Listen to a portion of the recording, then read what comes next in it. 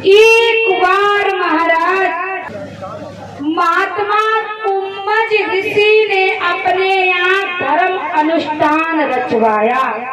जैसे यहाँ पर भागवत हो रही है ऐसे ही धर्म अनुष्ठान रचवाया महात्मा कुम्मज ऋषि ने।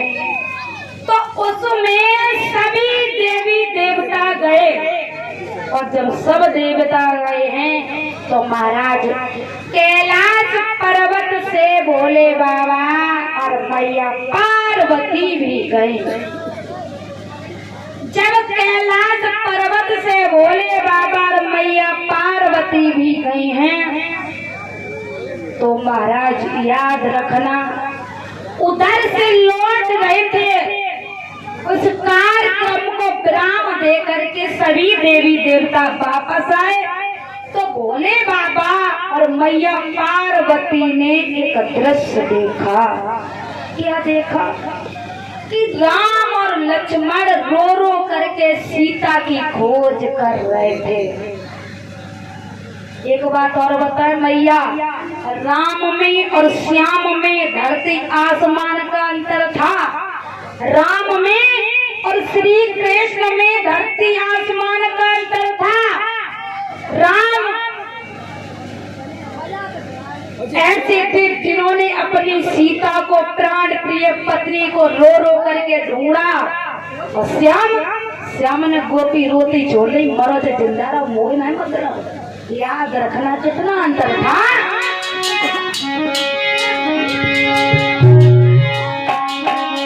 अरे राम ने सीता और बना बना खोजी और श्याम ने गोपियां रोवत छोड़ी।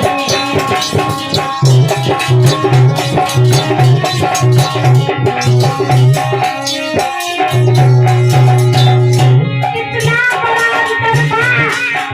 राधा रानी ने श्याम सुंदर से निष्कपट किया था। राधा रानी ने श्याम सुंदर से निष्कपट प्रेम किया था। फिर भी श्याम ने राधा के साथ शादी। अरे राम ने सीता बना बना रोई, श्याम ने गोपियां रोवत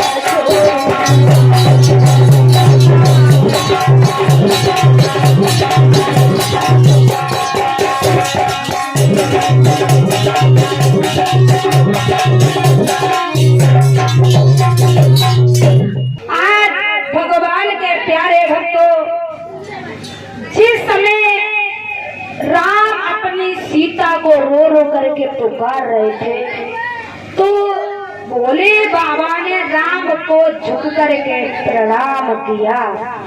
महाराज जब झुक के प्रणाम किया है तो एक बात बताओ, पत्नी अपने पति से घर में जब तो लड़े लेकिन मजा लगा दूसरा तू कर जाए अपना चाहे तू लड़े कुछ भी कहे लेकिन दूसरा कुछ नहीं कर सकता, तू भी नहीं कर सकता।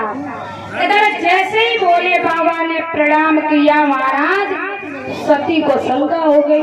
भोले बाबा से बोली प्रभु जब तुमसे बड़ो कोई देवता है ना है तो तुम प्रणाम की नहीं कर रही थी, को बालक है छोटे छोटे। भोले बाबा ने कहा है देवी ये बालक जैसे मैं भगवान हूँ ऐसे ये भी बालक भगवान हैं। आज सती को विश्वास नहीं हो। सती कहने लगी हमें विश्वास नहीं होता महाराज। कहा विश्वास नहीं होता तो हम इसमें कुछ कर भी नहीं सकते, लेकिन जैसे मैं भगवान हूँ वैसे ही लोग इन्हें भी भगवान कहते हैं। इधर भोले बाबा और मैया पार्वती कैलाश पर्वत पे आई, लेकिन पार्वती को इधर चैन ना पड़ो। जब पार्वती को महाराज चैन ना पड़ो है उसी समय पार्वती ने क्या किया है, सीता का रूप बनाया और भोले बाबा से छिप करके राम लक्ष्मण की परीक्षा ले चलेंगे। देखें अगर ये भगवान हुए तो हमें पहचान ही नहीं है, समझ आओ। उनकी पत्नी का रूप बना करके परीक्षा लेने चले हैं। कैसे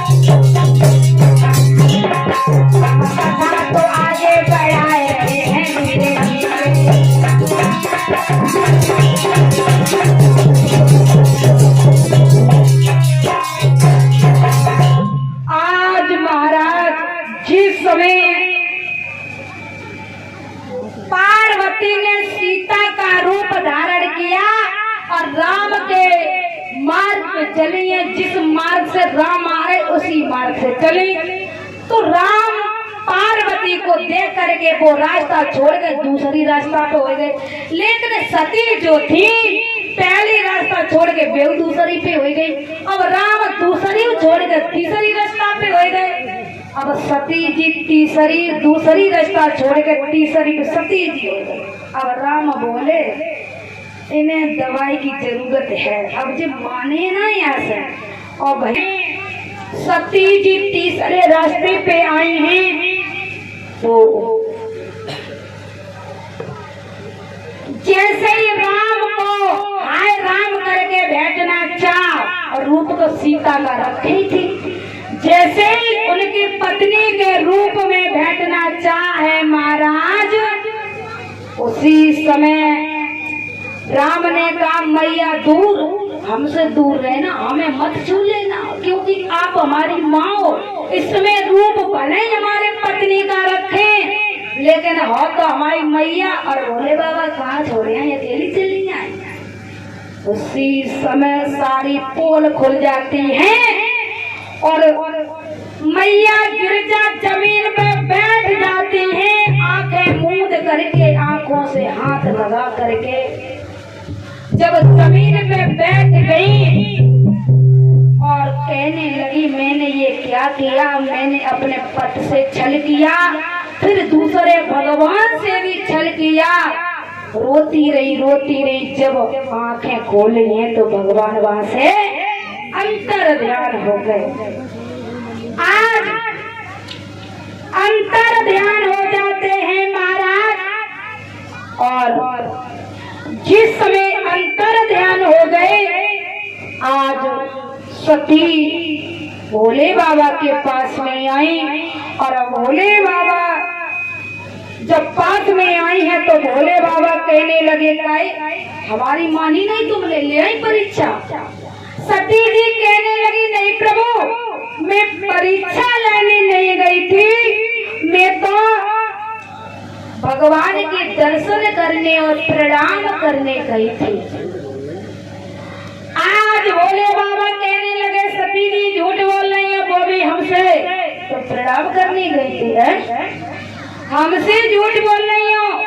उसी समय भोले बाबा ने कहा देखो सती हम सीता को माँ मानते हैं, हम सीता को माँ मानते हैं और तुमने मेरी मैया का रूप रखा।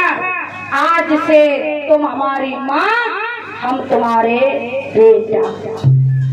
उसी समय महाराज भोले बाबा ने आज जब अपने से बड़े को सम्मान दिया जाता है या बिठाया जाता है तो सीधी भुजा की तरफ बिठाया जाता है। आज सीधी भुजा की तरफ बिठा लिया है। और महाराज एक दो दिन की बात छोड़ा 87,000 वर्ष की समाधि लगा ले। और जब 87,000 वर्ष की समाधि लगा ली है महाराज तो